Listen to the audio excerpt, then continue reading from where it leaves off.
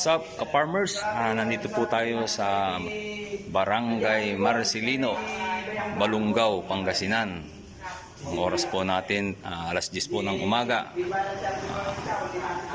July 15, 2023. Ayan po mga ka-farmers po natin. Habang pinapaliwanag po ng ating marketing director na si Pastor Marlon.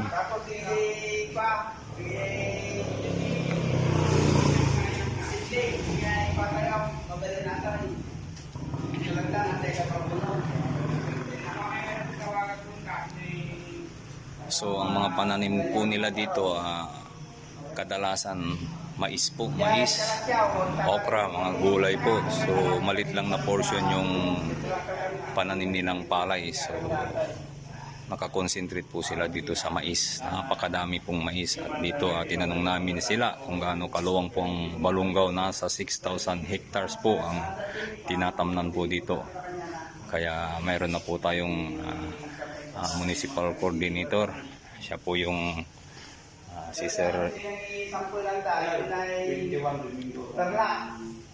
Ayan po, may natawagan na po siya, nakapagpa-schedule na po siya.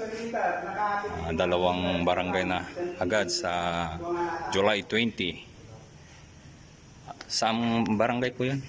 San Roque 20, sir, 21, San Aurelio.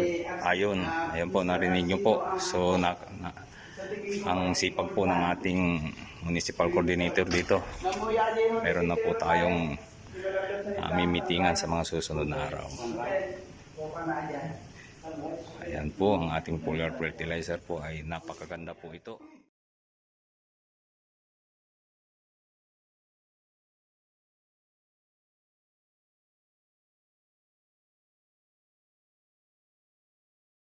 Kaya sabi nila ito ay insect repellent na rin po. Mga ka-farmers na po natin ang nagpapatunay na napakagaling po ng Growers Beat 1000 plus foliar fertilizer. Kaya po inahanyayan po namin kayo na mag-subscribe po kayo sa Goldland Growers Beat 1000 plus o kaya sa YouTube channel natin, Goldland Growers Beat 1000. Ayan po, to God be the glory po. God bless us all.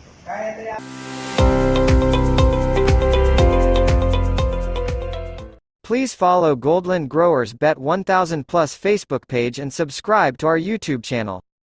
Thank you.